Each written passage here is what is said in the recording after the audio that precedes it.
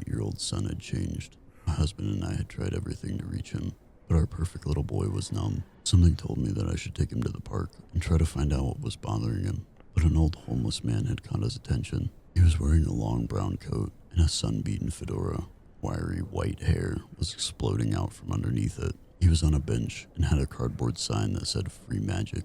Eric walked over to him, and I followed. He smiled when he saw Eric. "I thought you'd come. Do you like magic?" Eric nodded. He pulled out a tarnished pocket watch and swung it back and forth. He told Eric to watch it. Eventually, he made it disappear. He palmed it in one hand and then ditched it down his sleeve. I saw it, but the lame illusion fooled Eric. He clapped and giggled. It was the first time I had heard him laugh in 3 weeks. "You want to see another?" "Yes."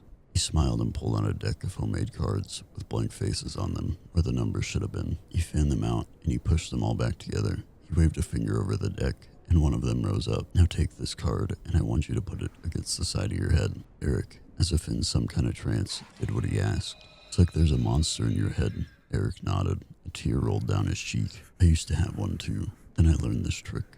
We're going to make that monster go away, okay? I want you to think about that awful monster. I want you to use your imagination to take all those bad thoughts out of your head and put them on that card. Okay? Good. Now give it to me." As soon as the card was in his hand, he waved his other hand over it. The card wasn't blank anymore. It had an illustration of a hideous beast. "Who's that?" "That's Lewis. He's going to eat up all your bad thoughts. Before you go to sleep tonight, put him under your bed. And I promise you'll never think about that monster ever again. Promise. I promise." He handed the card to my son. It gave me the creeps. I grabbed Eric's hand and we left. That night, Eric insisted on doing what the old man had said.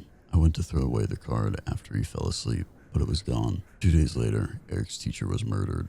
Parts of him were found in his bed, along with a homemade card that had an illustration of the dismembered 3rd grade teacher at the feet of the monster. Once again, Eric was the happy boy he always was, as if 3 weeks prior had never happened.